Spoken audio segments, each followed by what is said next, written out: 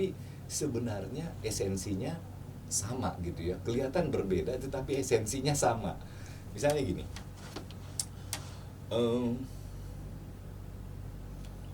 kalau kita lihat yang disebutkan oleh Catherine Miller, itu metateori.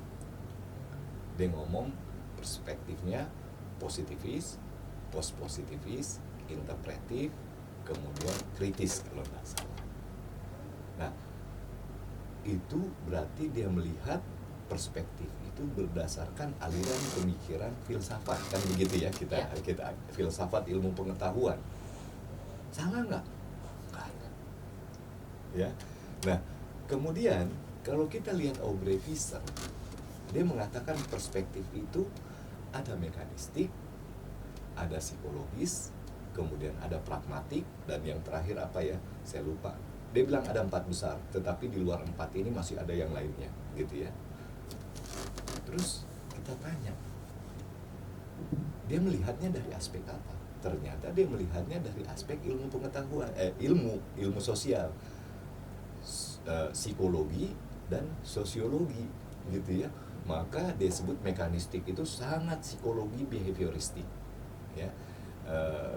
Kemudian psikologi yang dinamakan psikologi juga demikian ya, tetapi kemudian pragmatik itu mulai interaksionisme simbolik muncul. Di situ ada aspek sosialnya, ya. Dan yang terakhir itu saya lupa apa ya. Nah, salah nggak? Nggak juga. Dia melihatnya dari aspek ilmu sosial, bahwa ternyata perspektif itu bisa dipahami tadi ya, yang saya katakan sebagai metateori, bisa dipahami sebagai ilmu, bahkan bisa dipahami dari aspek metodologi. Begitu, Mas. Oke, saya ingin lanjut begini. Tadi ya saya sudah bicara sedikit tentang Catherine Miller dan Aubrey Visser ya. Dia ngomong perspektif serupa tapi tak sama, begitu ya. Sama ngomong perspektif, tetapi dalam melihat perspektif, yang satu dari akar pemikiran filsafat ilmu pengetahuan, yang satu melihatnya dari ilmu pengetahuannya itu. Oke.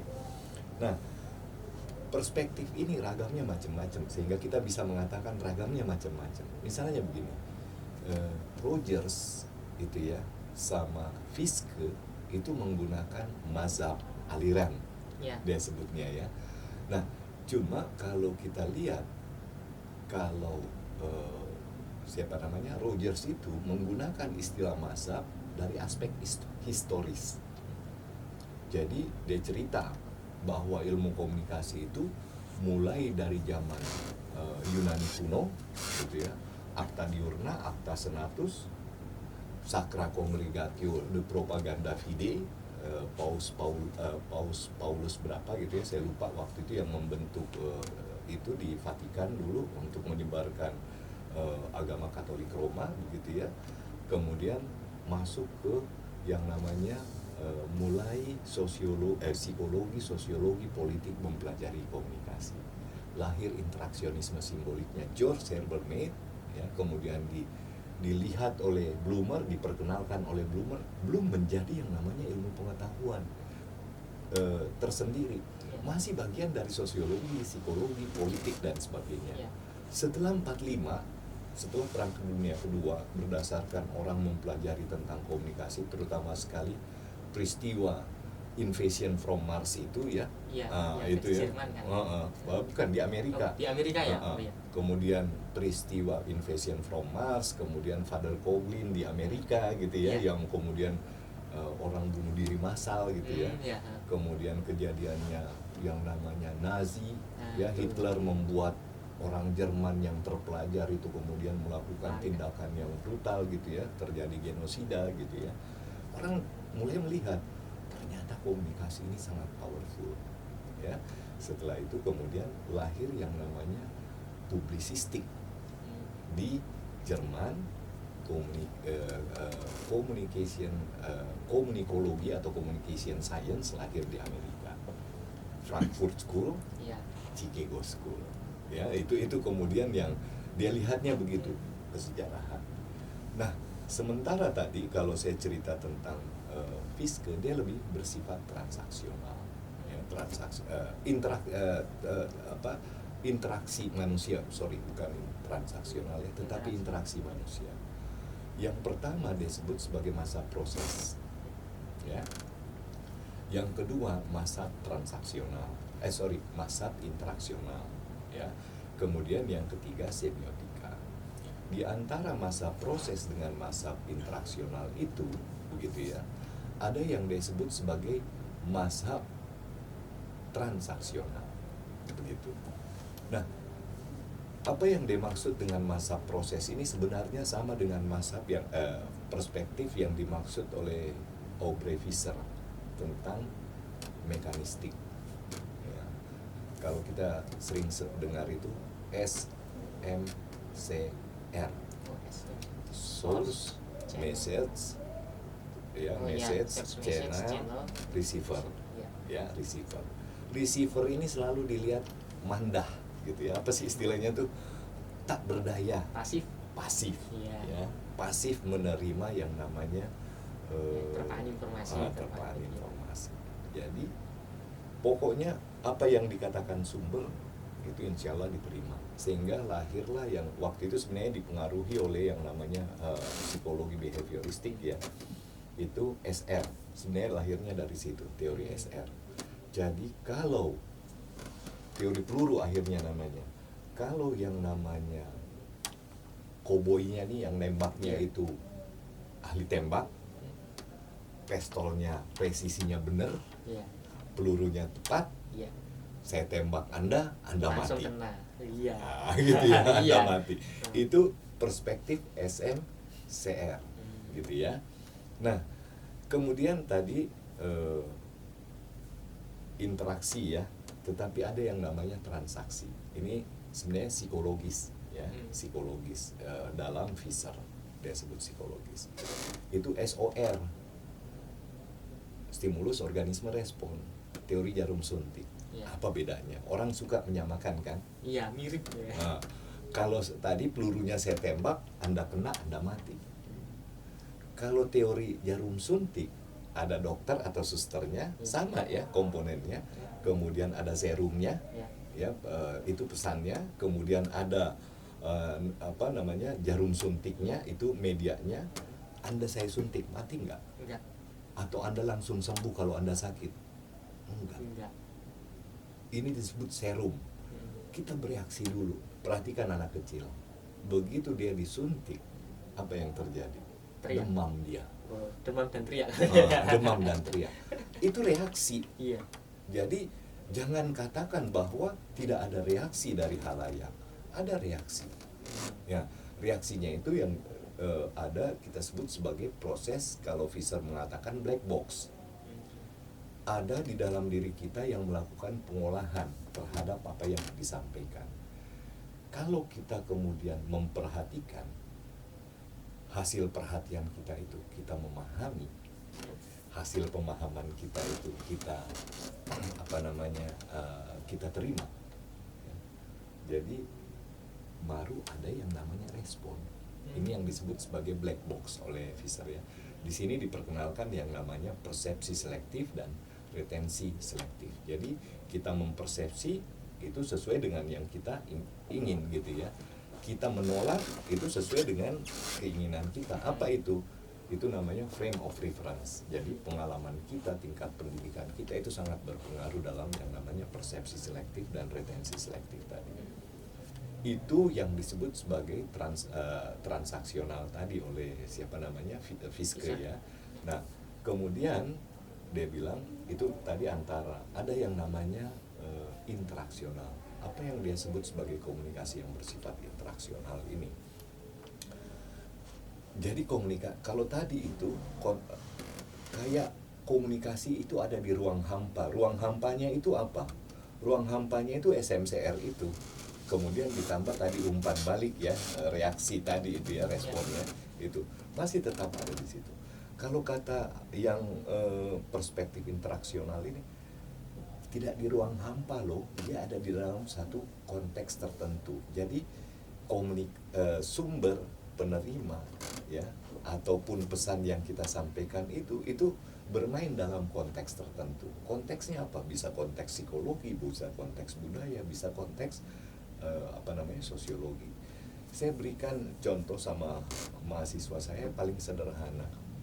Saya katakan begini, salah seorang di antara kalian itu adalah anak saya di dalam kelas ini. Sekarang kelas ini adalah kelas belajar, kelas kuliah, formal loh, gitu ya. Kemudian anak saya itu angkat tangan, ayah saya mau nanya. Itu sudah tidak bermain dalam konteks.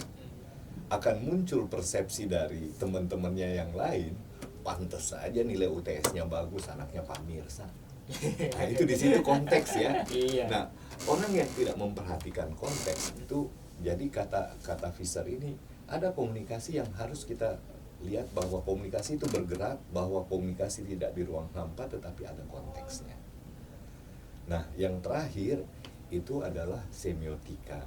Nah, semiotika itu ilmu tanda kan.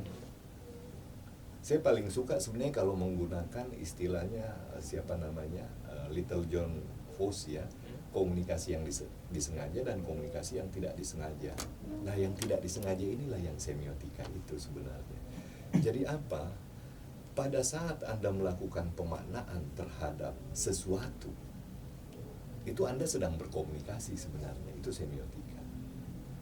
Anda tidak Anda tidak lagi berkomunikasi ya.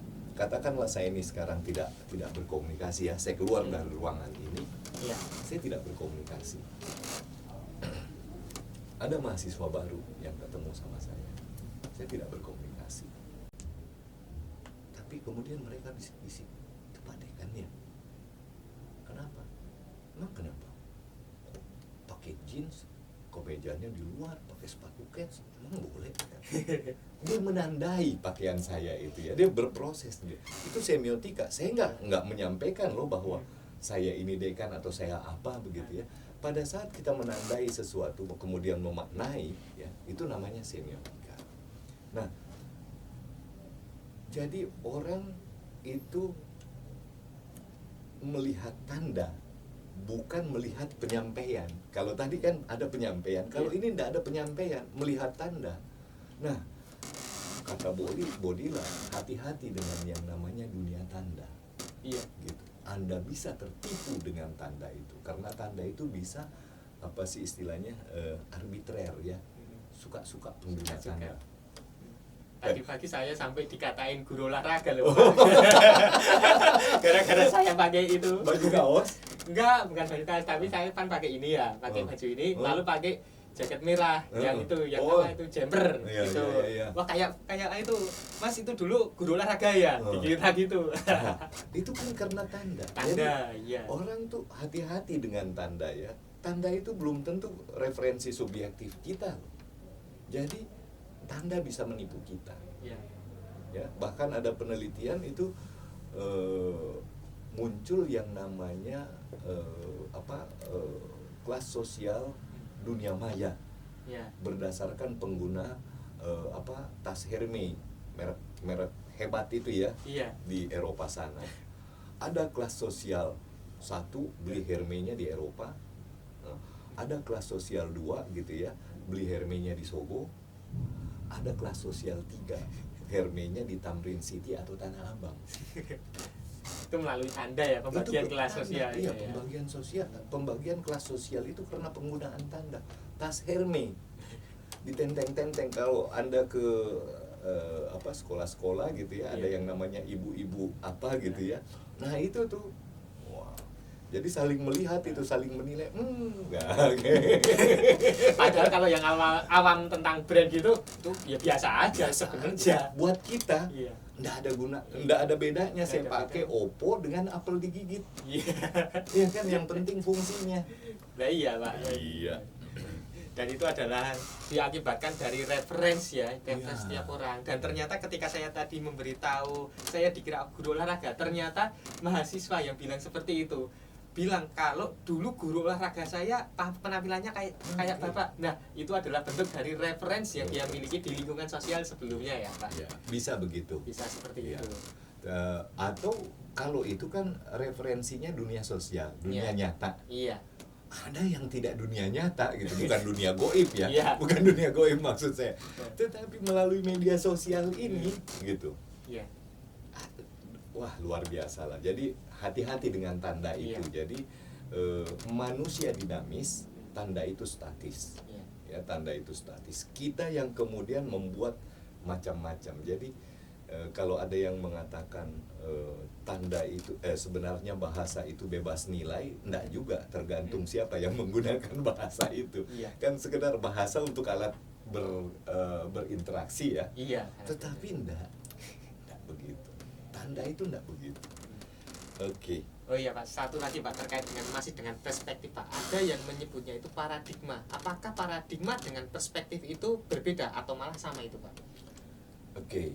Jadi ada yang menyamakan, ada yang membedakan. Makanya tadi saya katakan bahwa pada saat kita baca misalnya Catherine Miller, dia ngomong perspektif loh. Padahal dia sebut metateori. Ya, akar keilmuan ya, metateori. Itu dia bicara tentang aspek apa sih yang dikaji ontologi. Bagaimana cara mendapatkan pengetahuan yang benar tentang yang kita mau kaji itu epistemologi. Apa manfaat dari penelitian kita itu aksiologi. Itu aspek itu. Jadi kalau saya mengatakan tidak usah pusing-pusing dengan istilah itu, begitu ya. Orang bisa menggunakan istilah pendekatan, bisa menggunakan istilah disiplin ilmu.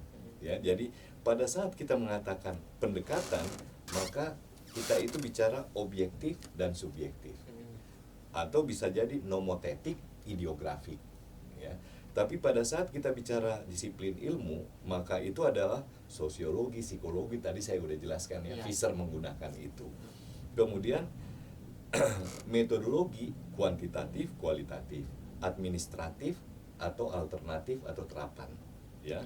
Paradigma positivis, post-positivis, kritis, ya, interpretif dan sebagainya itu. Jadi tidak usah pusing-pusing dengan itu, tetapi pahami pada saat kapan Anda menggunakan perspektif, pada saat kapan Anda menggunakan pendekatan, pada saat kapan Anda menggunakan istilah paradigma. Ingat, masing-masing memiliki caranya menyebutkan. Catherine Miller dengan perspektif gitu ya. Lincoln Guba mengatakan paradigma ya. Kalau Little John menggunakan istilah metateori. Nah, itu Mas.